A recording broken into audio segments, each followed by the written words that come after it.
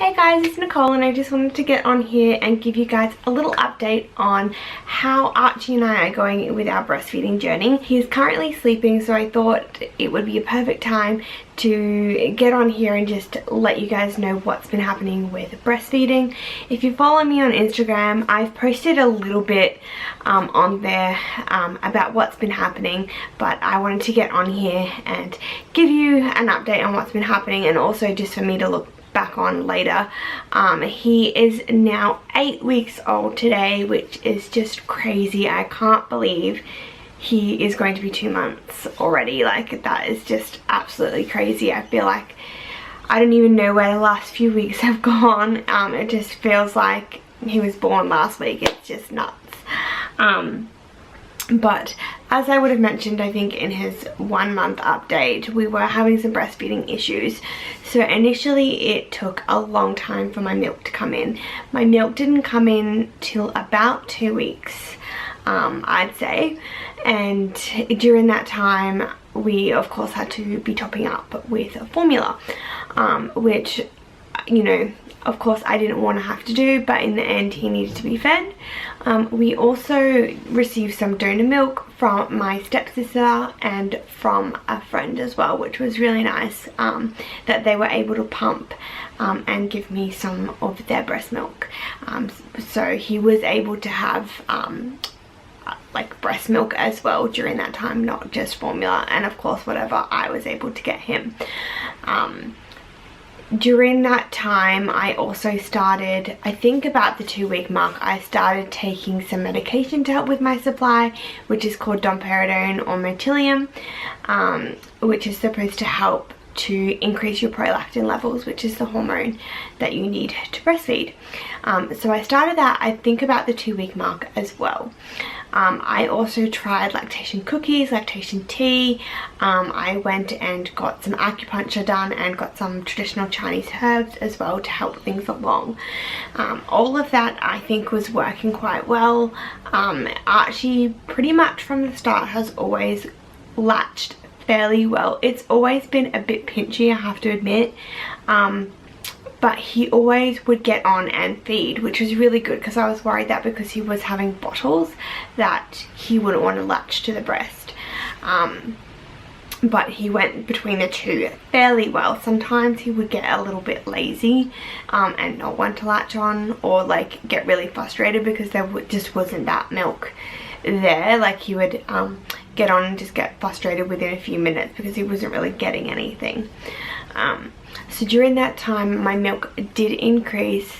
I will note as well as using bottles, we did use a supply line, which, if you don't know what it is, it's basically a bottle with a tube in it, and you put your supplement into the bottle, so whether it's formula or breast milk or whatever, and then you basically tape the supply line to your breast, and then baby will latch onto your breast and suck and get the supplement from the bottle through the supply line.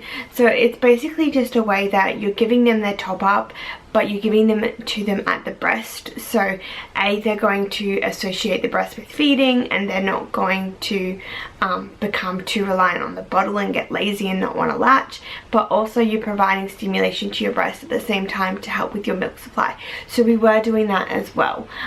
So we're kind of doing a combination of that and bottles sometimes, depending on the circumstance. And that was going well, I'd say, till about the 5 week mark. We actually were cutting down his top ups. So originally he was having about a 60 ml top up after every feed, and which is equivalent to 2 ounces after every feed. When he first got home from hospital, we were having to top up with 90, so we were able to reduce that back down to 60 as my supply increased, and then we got to the point where we were able to just supplement 2 bottles or 2 feeds a day of 60 mils, which was really good. During that time he was weeing and pooing and quite alert. However, we got to the point after about a week that I just thought that he wasn't gaining weight. He didn't seem to be getting any bigger to me.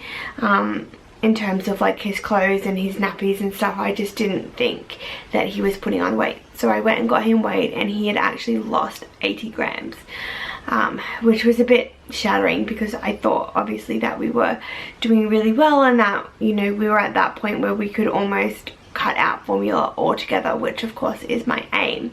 So after that, we started supplementing after most feeds again at 60 mils. A few days before I found out that he had lost the weight, I had noticed that my supply seemed to have been dropping again. I wasn't noticing him swallowing as much at the breast, and I just found like I wasn't leaking anymore, and I just felt like I didn't have as much milk as I did before. And I knew that there must be something else going on because, you know, like I had that increase in my supply and then all of a sudden it's dropping again. So it just didn't make sense. There had to be something else going on. And I made an appointment with a lactation consultant, and I had him checked, and she diagnosed him with a upper lip tie and a tongue tie, which I had noticed the upper lip tie when he was like a day old or 2 days old, and I had him seen by the lactation consultant in the hospital, who told me it was completely fine and that it wasn't an issue. And of course I just trusted her judgment because, to be honest, I don't know a whole lot about lip ties. Like that's not my forte. Like in terms of tongue tie, like I am able to recognize a quite obvious tongue tie and that sort of thing, but I don't have any like official lactation training, so yeah, it's not my forte at all. So I kind of just trusted whatever she had told me. I now know that 95% of babies that have an upper lip tie also have a tongue tie, and Archie's wasn't completely obvious. She actually had to put her fingers in his mouth, obviously with a glove, and have a feel, and then she showed me, and once she showed me I could definitely see that he did have a tongue tie, and he also had the lip tie as well. So her recommendation was that we had that released, and we decided to go with the laser release. You could get it surgically released or use a laser. With surgical they use scissors. I'd heard really bad stories of people having to get it cut several times because it reattached when they used the scissors. So the laser, we were told, was more effective. Basically, if you don't know much about tongue ties, like I knew a bit about tongue ties, but I didn't know exactly all the things that they can cause. So of course you've got problems with feeding, but you can also have problems with later on in life with their teeth, with speech, with infections, that sort of thing. So what babies should do is when they sleep, they should have their tongue at the roof of their mouth, and that helps to mold their palate. So because of Archie's tongue tie, he couldn't actually lift the middle part of his tongue. So he wasn't able to properly do that, so then he wouldn't be able to mold his palate, and then when their jaw grows and stuff, you can have issues with their teeth being crooked and that sort of thing. You can have issues with ear infections, more tonsillitis, speech. Like it affects quite a lot of things. It affects their sleep and everything. It's crazy. So we definitely wanted to get that fixed. Like I said, with Archie's sucking, he couldn't lift the middle part of his tongue, so when he was on the breast he was having to work really hard just to stay on and to stay latched, and he would often like come off and slip off the nipple a lot. So I was always having to help him back on the nipple, and it always felt quite pinchy. Not enough that he would cause damage, but enough that I would always be tender, basically. And because of the way he was sucking, he wasn't transferring milk effectively, and because he wasn't transferring milk effectively, my supply was reducing, because the way breast milk works is a supply and demand thing. So the more he drains your breast, the more milk you make, and he just wasn't draining my breast properly, so my body thought that I didn't need as much milk as I did.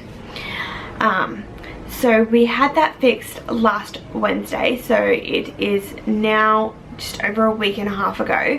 His latch is much better. It's not nearly as painful. It's quite comfortable now. He stays on the breast a lot better. You can see that his latch is just more comfortable overall, so that is great. My supply is still really low. I think it took a massive hit after, like, when we got his tongue tie diagnosed, and then because of everything that's been happening, I think I put a lot of stress on myself, because I really want to breastfeed, and I want to continue to breastfeed, and I really want it to work. I don't want to have to be topping him up with formula all the time. I want to be able to exclusively breastfeed, and I feel like I was putting so much pressure on myself that I was actually inhibiting my natural hormones to flow in order for the breastfeeding to work, if that makes sense. So my supply took a huge dip. I got to the point where I wasn't even able to have a letdown, and I think that was mostly like a mental thing, because I was just so worked up, I was so stressed, that I was inhibiting those natural hormones. So I've never been able to pump a lot or get a whole lot, but in the early days I was able to at least have a letdown, and then in the last few weeks, like, I would pump and I would get drops, but I would never have a letdown. And it wasn't till the other day I was pumping, and I was on the pump for, I think, about 15 minutes, and I literally got 2 drops of breast milk, and I like burst out crying, because I was just like completely, like, I got to the point where I think I was like completely over it. I was like, why am I doing this? Like, I am exhausting myself. Every feed takes well over 2 hours, because I breastfeed, then I top up at the breast, and then I have to pump, and in the middle of the night that can take well over 2 hours, and if he wakes 2 hours overnight, that's 4 hours I've spent just trying to feed. And then I get on the pump and I get 2 drops, and it's just like really heartbreaking. So I had like I had just like this moment where I was just crying. I was so upset. I was like, this is so not worth it. Why am I bothering?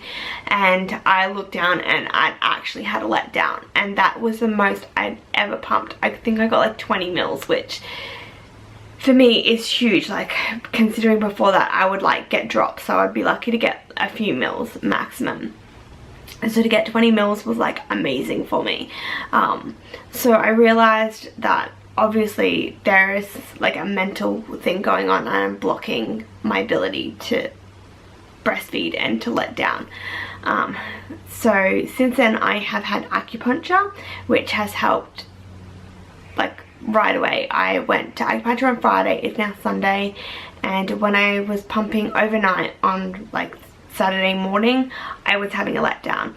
My supply is still really low. I'm lucky to get 10 mils at the moment after a feed, but I'm having a letdown, which is a huge like achievement for me, because I was like not having them for so long, and because I wasn't having a letdown, my supply dropped even more, which is just really frustrating. He is, when he's at the breast, he is swallowing, so I know that he is getting milk, but he is getting frustrated. Like, he won't stay on there for a huge amount of time. So I am like continuing to pump as much as I can. So I'm really hoping that my supply increases now that I'm actually having a letdown and I'm draining my breast properly. I am continuing on medication as well. I've increased my dosage. When I saw the lactation consultant, she did recommend that I increased my dose. So I'm on 20 milligrams 3 times a day. So that has helped as well. We have had to unfortunately increase his formula top-ups though to 120 mils or thereabouts. Sometimes he doesn't take the full 120 because he was just getting really like fussy. He wasn't a happy baby because he was hungry. He would come off the breast, I'd give him the 60 mils and he just wouldn't really settle. So I wasn't able to get anything done and that sort of thing. He wasn't sleeping for a long time, and obviously his weight gain was really slow. So we have had to increase that, which again I didn't want to do, but at the end of the day I want a healthy baby who is happy and who is meeting his milestones and that sort of thing. So since we've implemented all that, he has put on another 200 grams, which is great. I can tell he's putting on weight because his clothes are fitting him better. His nappies are starting to get a little bit firm because he is still in newborn nappies. And I just went and bought the next size up, which is good. Because I don't think his newborn nappies are going to fit him like for much longer. I am planning to use his cloth as well. My washing machine actually is broken at the moment, so I haven't been able to use cloth, but I just bought a washing machine online today, so that it's going to get delivered on Tuesday. So after that I will be going back to using cloth again. He has been in cloth in the first few weeks. We did a little bit of cloth, so I really want to get him back into that. So now that I will have a new washing machine, I will be doing that. So I think that was all I had to update you guys about breastfeeding. It has been a really long journey. It obviously was not nearly as smooth as I wanted it to be.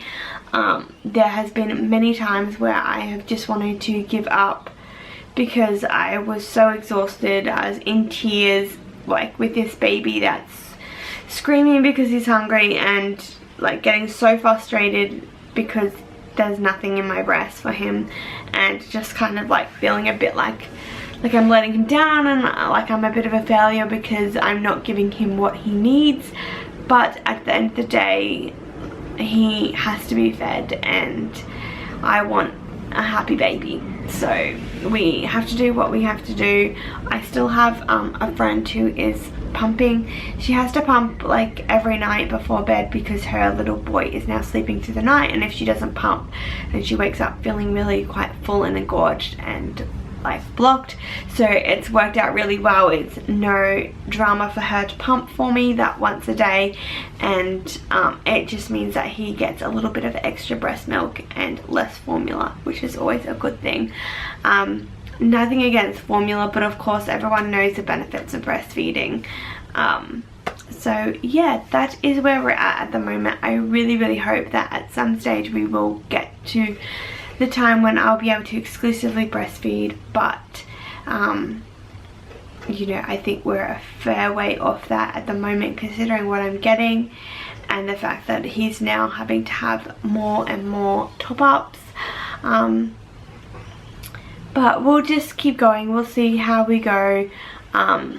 If I don't see a huge increase in my milk supply, then I don't know how long I will be able to sustain this for, like, because it is really exhausting with feeds taking over 2 hours, and Ryan has to go back to work. He went back to work last week, and so he was away last week, back for the weekend, away this week, back for the weekend, and then away again. So during the week I am here by myself. I do have friends and stuff that can pop around and help me, but majority of the time I'm here by myself. So if he is unsettled, then it makes it very difficult for me to be able to find the time to pump, because he is not the type of baby that wants to be left alone or be put in a swing. He wants constant attention and that sort of thing, which is really lovely that he wants to be on me and near me and stuff, but it means that it makes it very difficult to pump. I've tried pumping while he's feeding from the other side, and it is really difficult because he kicks and then the tubing comes undone, and if he unlatches, then I'm like holding that bottle with the pump, and then he unlatches, and sometimes I need to help like shape my nipples so he can get back on, and it doesn't work. It just ends up being more frustrating for the both of us. So hopefully we have the next few weeks we are able to increase our supply dramatically. If it was to make no difference, if I was still making the same amount that I was now, I don't know if I would be able to sustain it for like the next few months. Sorry, I just thought I heard him stirring. I will mention that my family doesn't have a huge success rate with breastfeeding. I don't think any women in my family, at least not my mum's generation or my grandma's generation, have exclusively breastfed before. So it's hard to know whether there is something biologically going on there, whether there is like something to do with our anatomy and that sort of stuff that's going on. Who knows? It's really hard to say. My mum did breastfeed me for a while, but most of them have had supply issues, and you really don't know. Like, I guess that generation, if breastfeeding didn't work straight away, they were very quick to jump onto the formula bandwagon because it was seen to be just as good as breastfeeding. So they didn't really investigate why breastfeeding wasn't working. It is him stirring. I'll be right back. Sorry, so that was him stirring, so it's kind of appropriate that he wakes up to have a breastfeed while I'm doing his breastfeeding update. Like I was saying, no one in my family has been able to exclusively breastfeed, so that was my aim. Hopefully we will get there sometime in the future, but at the moment we're definitely working on it, and I am enjoying breastfeeding him. I would absolutely love to just be able to continue this for as long as possible.